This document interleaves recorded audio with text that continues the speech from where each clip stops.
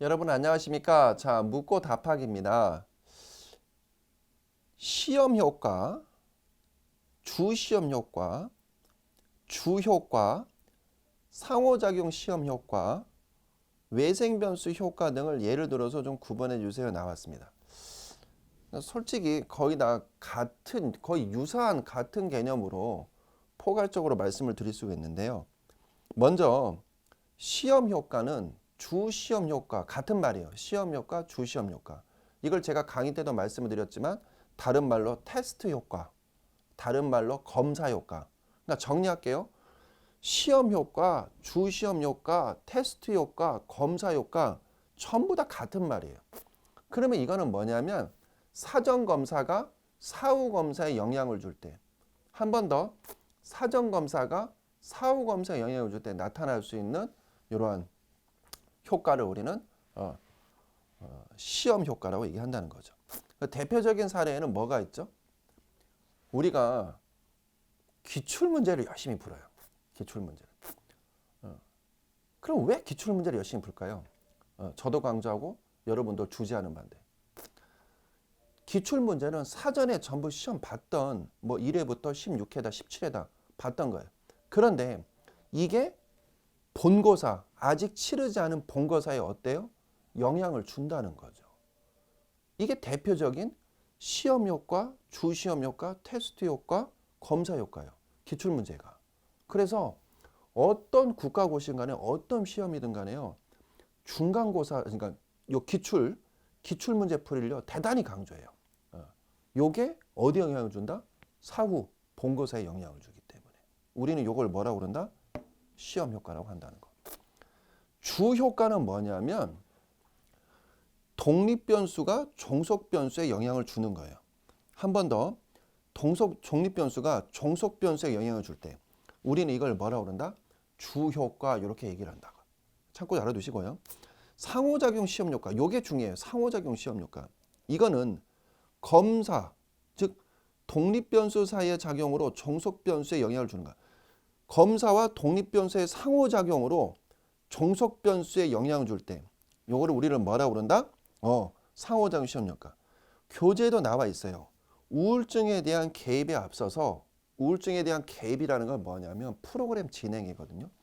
그러면 이런 프로그램 진행에 앞서서 사전 검사를 실시해요. 그런데 그 검사 때문에 그 검사라는 과정에서 자신에게 와 이거 체크하다 보니까 내가 이거 우울증 문제가 많이 생기네. 와 이거 나 이거 이제부터 나 이거 내가 몰랐던 이거 전부 다 우울증이었구나. 이것도 우울증. 자각이 생겨요. 한 번 더 말씀드릴게요.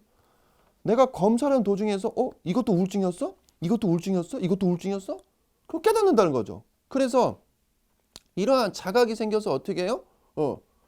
독립변수 실제 개입 프로그램이 어떻게 하냐 내가 평상시 그냥 예를 들어서 한 50% 정도만 해야 되겠다 했는데 사전 검사했던 내용이 깨닫고 아니구나 더 열심히 해야 되겠구나 그러면서 독립변수에 영향을 줘버리는 거예요. 이걸 우리는 뭐라고 그런다? 상호작용 시험 효과라고 그래요. 좀 이해가 되십니까? 그러니까 만약에 자각을 하지 않았다면 검사를 하는 과정에서 와 내가 심각한 상황이구나 이걸 몰랐다라면 어떻게 보면은 본래의 모습으로 나올 수 있는데 자각을 했기 때문에 우와 나 진짜 열심히 해야 돼. 나 최선을 다해야 돼. 그러면서 오히려 더 상승작용이 이렇게 되는 거야. 이때 우리를 그걸 뭐라고 한다? 상호작용 시험 효과라고 한다는 거죠. 이해되셨나요? 그 다음에 외생변수 효과는 뭐냐면 말 그대로 외부에서 생성된 요인으로 종속 변수에 영향을 미칠 때. 이거는 그 유명한 통제 변수는 뭐예요? 외생 변수인 거죠. 그냥 순수하게 이 원인, 요 내용으로만 결과물을 만들어내는데 외부의 어떤 들어오는 걸로 인해서 결과물이 나온다는 거죠. 대표적으로 뭐냐면 뭐 비근한 뭐 적절한 사례일지 모르겠는데 저는 그 고기를 먹을 때 양념 불고기 이런 거 잘 안 먹어요. 저는 개인적으로. 맛있긴 한데. 왜 안 먹느냐? 한 번은 제가 양념 불고기를 사서 먹은 적이 있었는데 냉장고에 넣어놨어요. 여름철에. 그런데 하루 딱 지났는데 그게 소불고기 양념이었거든요. 냄새가 나는 거예요. 냉장고에 넣어놨는데. 그리고 고기가요. 변했어요. 그래갖고 이거 왜 그러지라고 내가 비닐장갑 껴서 이렇게 봤는데 고기에 문제가 있었던 거예요. 예. 그래서 제가 마트로 다시 가서 그걸 항의를 했더니 죄송하다 그러고 환불해 주더라고요. 이게 바로 그거예요. 외생변수 효과. 그러니까 순수하게 고기 자체를 가만히 놓고 먹어야 되는데 고기 자체가 상하니까 어떻게 하는 거예요? 양념을 듬뿍 집어넣어 버린 거예요. 그리고 어떻게 하는 거예요? 양념 맛으로 그냥 고기 먹게 해버린 거예요. 그러면서 얘기한다는 거죠. 고기 맛있죠? 고기 괜찮잖아요. 고기가 괜찮은 게 아니야. 양념으로 버무렸기 때문에. 그래서 진짜 제대로 된 고기라면 어떻게 돼요?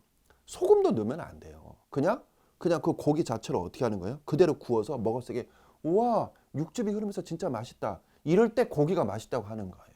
이해되십니까? 그래서 한 번 더 외부에서 생성된 요인으로 종소비에 영향을 미치대요. 가끔씩 런닝맨 같은 거 보면 이렇게 음식이 잘 안 되잖아요. 그러면 유재석 씨가 호주머니에서 뭘 꺼내요? 뭘 꺼내죠? 라면 스프죠. 그래서 라면 스프 뿌리잖아요. 그러면 그거 모르는 사람들 먹으면서 어떻게 해요? 우와 맛있다 음식. 그러면서 마법의 약이라잖아요. 라면 스프. 그럼 이건 분명히 뭐예요? 외생변수인 거죠. 이해되십니까? 이 개념으로 눈여겨보셨으면 좋겠습니다. 다음 시간에 또 인사드리겠습니다. 고맙습니다.